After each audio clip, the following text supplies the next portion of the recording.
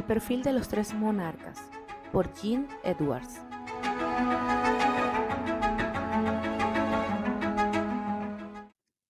Parte 3, capítulo 9. No me gustó este último capítulo. Le dio un rodeo al problema. Estoy en la situación de David y estoy en agonía. ¿Qué hago cuando el reino donde estoy es gobernado por un rey tirador de lanzas? ¿Debo irme? Si es así, ¿cómo? ¿Qué hace exactamente un hombre en medio de una contienda de tiradores de cuchillos? Bien, si a usted no le gustó la pregunta del último capítulo, tampoco le gustará la respuesta que se presenta en este. La respuesta es esta: déjese apuñalar. ¿Qué necesidad hay de eso? ¿O qué hay de bueno en ello? Usted tiene los ojos puestos en el falso rey Saúl. Mientras mire a su rey, usted lo culpará únicamente a él por el actual infierno de su vida. Tenga cuidado, porque Dios tiene sus ojos fijos en otro rey Saúl. No en el visible que está allí frente a usted arrojándole sus lanzas. No, Dios está mirando a otro rey Saúl, uno tan malo o peor. Dios está mirando al rey Saúl que hay en usted, en mí.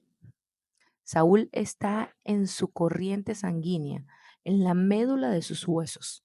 Él forma parte de la misma carne y músculo de su corazón. Está enraizado en su alma. Vive en el núcleo de sus átomos. El rey Saúl y usted son uno solo. Usted es el rey Saúl. Él respira en los pulmones y late en el pecho dentro de nosotros. Solo hay una manera de librarse de él. Tiene que ser destruido. Tal vez usted no considere que esto sea expresamente una lisonja, pero al menos ahora sabrá por qué Dios lo puso bajo a alguien que pudiera ser precisamente el rey Saúl. El pastor David habría llegado a ser el rey Saúl II, si Dios no hubiera cercenado al Saúl que existía dentro de su corazón. A propósito, tal operación tomó años y fue una experiencia cruel que estuvo a punto de matar al paciente. ¿Y qué escalpelo y pinzas usó Dios para extirpar este Saúl interior? Dios usó al Saúl exterior. El rey Saúl trató de destruir a David, pero su único éxito fue que se convirtió en el instrumento de Dios para dar muerte al Saúl que vagaba por las cavernas de la propia alma de David. Sí, es cierto que David fue casi destruido en el proceso, pero así tenía que ser. De otra manera, el Saúl que estaba en él habría sobrevivido. David aceptó el destino de vivir en tan inhumanas circunstancias. No levantó una mano, ni opuso resistencia, ni trató de impresionar con su piedad. Sufrió en el crisol secreta y silenciosamente. Debido a esto, fue profundamente herido. Todo su ser interior fue mutilado. Su personalidad fue transformada. Cuando la prueba terminó, David apenas era reconocible. ¿No estuvo usted satisfecho con la pregunta del capítulo anterior? Entonces es probable que no le gustará la respuesta de este capítulo. A ninguno nos gusta, a nadie, excepto a Dios. Capítulo 10. ¿Cómo sabe un hombre cuando llega por fin el momento de abandonar al ungido del Señor? Sobre todo si éste lo es según el orden del rey Saúl. David nunca tomó esa decisión. El ungido del Señor la tomó por él. El propio dicto del rey resolvió el asunto. Captúrenlo y mátenlo como a un perro. Solo entonces salió David. Más bien huyó. Aún entonces, nunca habló una palabra o levantó la mano contra Saúl. Note también esto, por favor. David no dividió el reino cuando salió. No se llevó parte de la población con él. Salió solo. Solo, totalmente solo. El rey Saúl II nunca hace eso. Él siempre se lleva a quienes se obstinan en acompañarlo. ¿Sí? Los hombres se obstinan en acompañarlo a usted, ¿no es así? Están dispuestos a ayudarlo a fundar el reino de Saúl II. Tales hombres nunca se atreven a salir solos. Pero David salió solo. Es que los verdaderos ungidos del Señor pueden salir solos. Solo hay una manera de abandonar un reino. Solo, totalmente solo. Capítulo 11. Las cuevas no son el lugar ideal para levantar el estado de ánimo. Hay cierta semejanza en todas ellas, no importa en cuántas usted haya vivido, oscuras, húmedas y frías. Con el aire viciado, una cueva se empeora aún más cuando usted es el único habitante y puede a lo lejos oír el ladrido de los perros. Pero algunas veces, cuando no estaban cerca los perros ni los cazadores, la presa cantaba. Comenzaba en voz baja y luego alzaba la voz y cantaba aquella canción que compuso cuando salvó al corderito. Cada nota resonaba en las paredes de la cueva, así como las otras veces que había resonado en las montañas. La música vibraba en la oscuridad de la profunda cueva, que se convertía de inmediato en un coro que repetía su canto.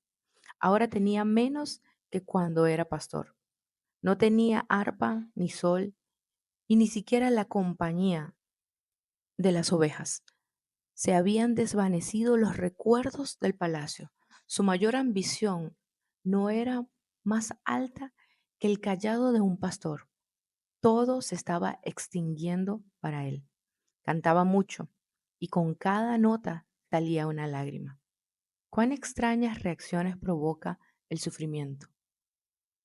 En aquellas cuevas oscuras, húmedas y frías, ahogado en la tristeza de su canto y en la canción de su tristeza, David se convirtió sencillamente en el más grande autor de himnos y en el mayor consolador de los quebrantados de corazón que este mundo haya conocido jamás. Capítulo 12. Corría por los campos empapados por la lluvia y bajaba por las resbaladizas cauces de los ríos. Algunas veces se acercaban los perros, otras hasta lo encontraban, pero lo ocultaban los ríos, los fosos y los pies veloces. Tomaba su alimento de los campos, arrancaba raíces de la orilla del camino, dormía en los árboles, se escondía en las zanjas, se arrastraba entre las zarzas y avanzaba lentamente sobre el fango. Corría durante muchos días sin atreverse a parar o a comer. Bebía la lluvia, semidesnudo, todo sucio, caminaba, tropezaba y se desgarraba la piel al arrastrarse. Ahora las cuevas eran castillos, los fosos eran casas. En tiempos pasados, las madres siempre les habían dicho a sus hijos que si no se portaban bien, terminarían como el borracho del pueblo, pero ya no. Ahora ellas tenían una historia mejor y más aterradora que contarles. Pórtate bien o terminarás como el matador de gigantes. En Jerusalén, cuando los hombres enseñaban acerca de ser obedientes a los reyes y a honrar a los ungidos del Señor, David servía de ejemplo. Miren, esto es lo que Dios hace con los hombres rebeldes. Los jóvenes oyentes se estremecían ante tal pensamiento y resolvían nunca tener nada que ver con la rebelión. Así era entonces, así es ahora, así será siempre. Mucho más tarde, David llegaba a un país extranjero y a un ínfimo grado de seguridad. También aquí fue temido y odiado. Se inventaron mentiras y hubo confabulaciones contra él. Se enfrentó a la muerte en varias ocasiones. Estas fueron las horas más negras de David. Usted las conoce como los días que precedieron a su reinado. Pero él no las veía de ese modo. Él suponía que esta sería su suerte para siempre. El sufrimiento daba a luz. La humildad nacía. De acuerdo con las normas terrenales, era un hombre frustrado. De acuerdo con las normas del cielo, era un hombre quebrantado de corazón. Capítulo 13. Otros tuvieron que huir a medida que aumentaba la locura del rey. Primero uno, luego tres, después 10 y por último cientos. Al término de prolongada búsqueda, algunos de estos fugitivos hicieron contacto con David. Ellos no lo habían visto por largo tiempo. En realidad, cuando lo vieron otra vez, simplemente no lo reconocieron. Había cambiado. Su personalidad, su carácter, todo su ser había sido transformado. Hablaba menos, amaba más a Dios, cantaba de manera diferente. Ellos nunca antes habían escuchado estas canciones. Algunas eran indescriptiblemente hermosas, pero otras helaban la sangre en las venas. Los que lo encontraron y decidieron ser sus compañeros errantes eran un grupo miserable y despreciable. Ladrones, mentirosos, quejumbrosos, criticones, insurrectos de corazón rebelde. Estaban cegados por el odio contra el rey y por tanto contra todo lo que representaba autoridad. Habían sido camorristas en el paraíso si pudieran haber entrado alguna vez. David no les pidió que lo siguieran, no compartía la actitud de esos hombres. Sin embargo, sin pedírselo, ellos comenzaron a seguirlo. Él nunca les habló de autoridad, jamás se refirió a la obediencia, pero todos, sin excepción, se sometieron. No estableció ningún reglamento. Los preceptos legales no son palabras que se encuentran en el vocabulario de los prófugos. No obstante, limpiaron totalmente su vida exterior y paulatinamente también comenzó a cambiar su vida interior. No temieron la obediencia ni la autoridad.